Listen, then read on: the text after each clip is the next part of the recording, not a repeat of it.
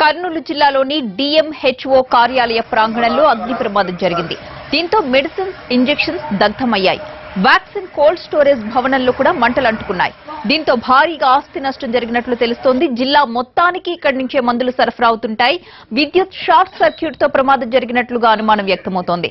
3 fire ఇంజన్లు మంటలార్పే ప్రయత్నాలు చేస్తున్నాయి.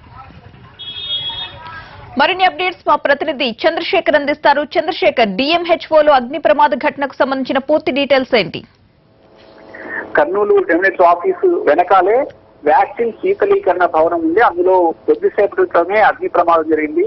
ఆ భవనంలో నుంచి పెద్ద ఎత్తున మంటలు బయటికి వస్తున్నాయి. లోపల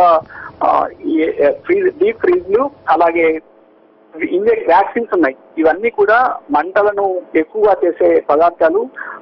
ఏసీలో గ్యాస్ కూడా ఉంటుంది. ఈ కారణంగా మంటలు చాలా వేగంగా వ్యాప్తి చెందాయి.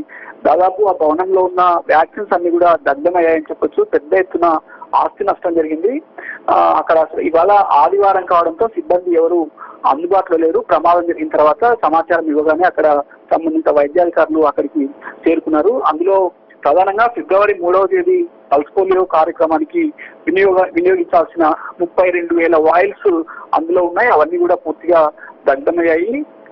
లక్షల రూపాయల్లోని ఆస్తి నష్టం జరిగిందని వైద్యాధికారులు చూస్తున్నారు. అయితే దీనికి ప్రధానంగా విద్యుత్ షార్ట్ సర్క్యూట్ జరిగిందని ప్రాథమికంగా ఫైర్ అధికారులు అంచనా వేస్తున్నారు. ప్రస్తుతం 3 ఇంజన్లు అక్కడ మంటలను అదుపు చేసే ప్రయత్నం చేస్తున్నాయి. అయినప్పటికీ మంటలు ఎగిసిపడుతున్నాయి. కొద్దిసేపట్లో ఈ మంటలు అదుపులోకి వచ్చే అవకాశం ఉంది. Right, thank you Chandrasekhar.